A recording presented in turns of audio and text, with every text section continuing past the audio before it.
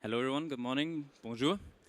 I'm Jan-Marten Sprenger. I'm working as a doctoral researcher at Fraunhofer IFAM, and I'm going to present today the progress on Bio-Benzoxazine composites for sustainable electromobility, which we developed in the scope of the forest project.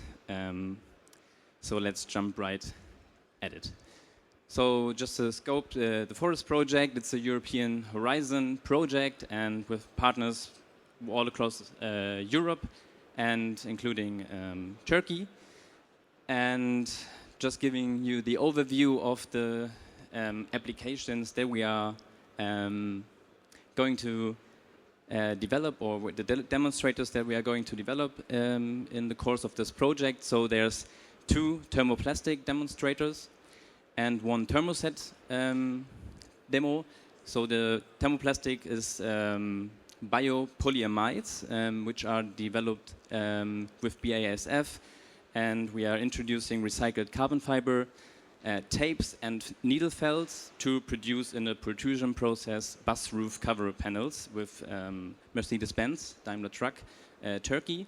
The other one is the bioacrylic system from Arkema. It's a bio-based ilium, and also there we have the Gen 2 carbon recycled carbon fiber felts, and we are using stamping overmolding to produce aero cockpit ceiling demonstrator with Airbus.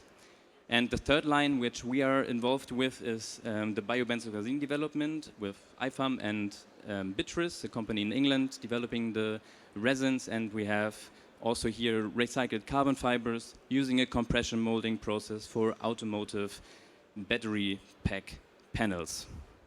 So the third line is what we are going to discuss further. Let me first introduce you bio-benzoxazines or benzoxazines and why they are so interesting to produce sustainable biocomposites.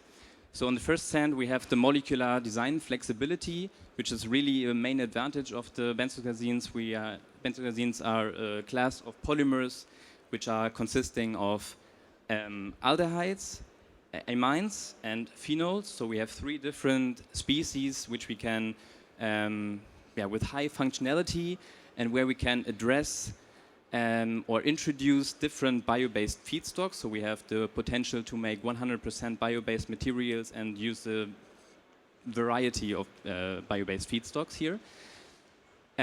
With this high functionality of these 3 different components of the monomer, we have a highly cross-linked network, which is then translating into high mechanical properties, also high chemical and thermal stability, as well as high fire smoke toxicity properties. So the ones of you that are aware with benzoxazines, it's very interesting to have these high fire performance, which is called the intumescence, which is able to form a carbonous layer while burning, which is preventing it to degrade more while burning. And so that's quite interesting here. What is further challenging is when we want to make benzoxazines bio-based, we have a problem of reducing these aromatic groups with introducing more aliphatic chains, which are not so thermally stable. So from that we have a challenge of mass loss while curing, which is introducing porosity, and also mechanical properties are starting to degrade with bio-based options. So here was the challenge to address this and improve the properties and the processing to produce high-performance bio-based benzoxazines. So for the forest project, we had first on the one side the sustainability objectives, so high bio content, lightweight, all this, and the compatibility with the recycled carbon fiber felts. So it's also not so easy to work with felts, because they have high porosity themselves, or they are leading to porosity regarding with respect to the manufacturing process. So working with bio-based benzoxazines doesn't make it easier, but we're going to get there. So on the other hand, we have the multi-functionality, so addressing low curing temperatures, high TG, flame properties, and mechanical properties, for example. And here on the right hand, you have the composite value chain, which is the same for all of these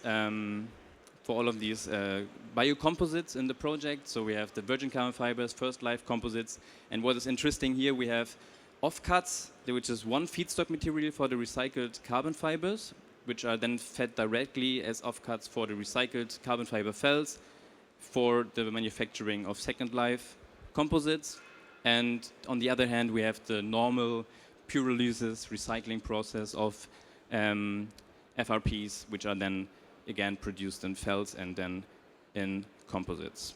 So here on the right-hand side, you see the panel application for the automotive battery pack cover panel.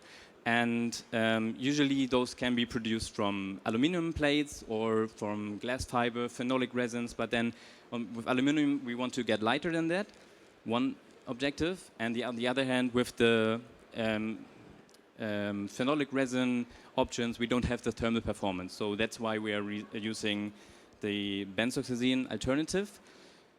If we are going from, if we are targeting automotive applications, we want to use out of autoclave manufacturing with high curing, high process output or like short curing cycles, and that's why we are using compression molding. And this in combination with the bio-benzoxazine that is like promoting porosity and has long curing cycles is the challenge here, which is addressed. So we are trying to adapt the formulation with different additives to make them cure faster. So we are using catalysts. And then also lower the curing temperature to prevent the thermal degradation to reduce the porosity so that we can just have a controlled process here. And then, of course, minimize the time of the part inside the mold to have this high output of the process. The characterization of the composites is a multi-hierarchical characterization. We have identified matrix properties of the resin, then we are having the single fiber properties, which are investigated at IFAM. Then we have the fabric architecture, it's the next level, and then the fiber matrix interaction, which we are looking close to in microbond or single fiber pull-out tests, and then we are going to the macroscopic structural composite performance using flexural and tensile tests. Here are the felts that we are using, and those are produced from Gen 2 carbon in England. And so what we first observe when we compare the offcut, the dry offcut fibers and the pyrolyzed fibers is that we have quite a different surface structure, as well as the whole architecture of the whole needle felt non-moving fabric, which differs quite drastically. So on the offcut fibers, we are still finding some residues of the sizing, which is also, of course, not optimized for benzoxazine applications because those usually derive from epoxy-based composite manufacturing processes.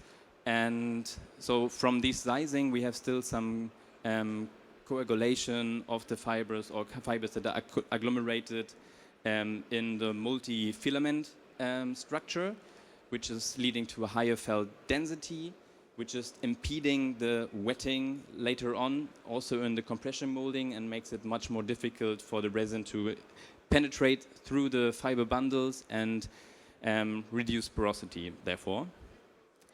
And on the other hand, the pyrolyzed fibers have a much rougher surface structure with some residues of the burnt off matrix, so char we have on the surface, and so on. So most of you probably are aware of these issues. And we are just seeing that these properties are translating into the properties of the whole composites after manufacturing and compression molding. So just pointing out some of the analysis. So we have the porosity analysis here and the porosity that I was talking about. So generally, you have usually fiber porosity, you have matrix porosity. Here, fiber porosity is with carbon fibers not an issue. Then you have structural porosity that you can divide further into pores deriving from insufficient wetting. And then you have volatile-induced porosity. which is a major issue. So porosity is something we have to deal with either way with bio-based benzoxazines in needle felt applications using compression molding. That's one thing. So further characterization involves micro-CT analysis. It's a very nice tool to figure out pore structure over the whole composite, and also divide it into micro and macro porosity. And what we can also see here is the orientational analysis of the single fibers and how they are orientated in the fabric layers. And later on, what we are doing with improving the formulation of the resin is that we can reduce the porosity and have a curing cycle that is reduced from hours. So conventional curing cycles of benzoxazines are like 5 hours, 200 degrees Celsius. So we are using boron trichloride, for example, to reduce the curing time from 5 hours here to up to 20 minutes. And curing temperatures can be reduced from 200 to 160 or 140. Then it still varies with the times, but we have a drastically reduced curing regime here with an improved curing cycle. So this is the first demonstrator that we manufactured with MBHA in Spain, or Zior composite, a daughter, and it's looking quite well, I think. Key benefits are that we are using the first commercial bio-based benzoxazine that is developed in the scope of this project. We have recycled carbon fiber biocomposites in the end. We're having a short curing cycle, which is suitable for electromobility manufacturing processes. And also, we developed a benzoxazine compression molding process, which is also quite a development here, and we are fulfilling all the mechanical requirements used. So also, fire performance here is boosted. Also using additives in low quantities, and we are reaching V0, UL94, which is definitely a requirement for this application. And yeah, I think that's it already. Thank you very much. Just one note here, there's a networking cocktail event from Forest on the Bitris company stand. So at 5 tomorrow, so we would be happy to welcome you there. If you have further questions, please, I'm welcome and happy to answer. Thank you.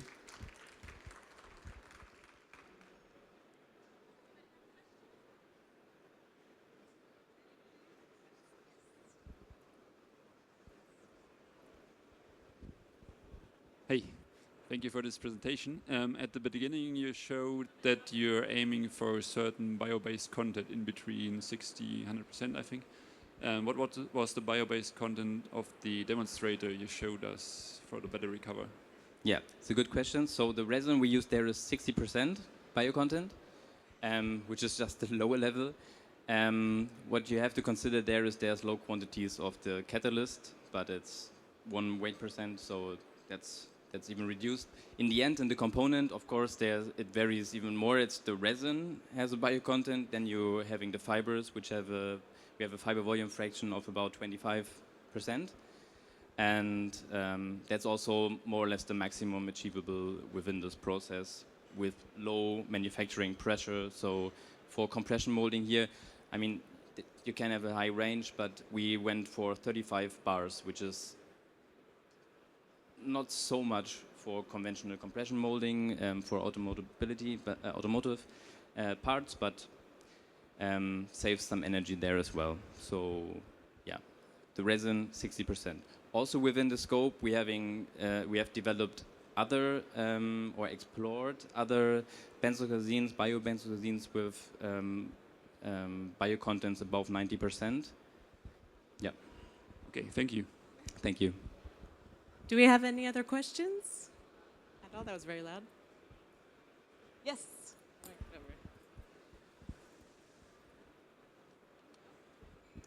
Hi, thanks for the talk.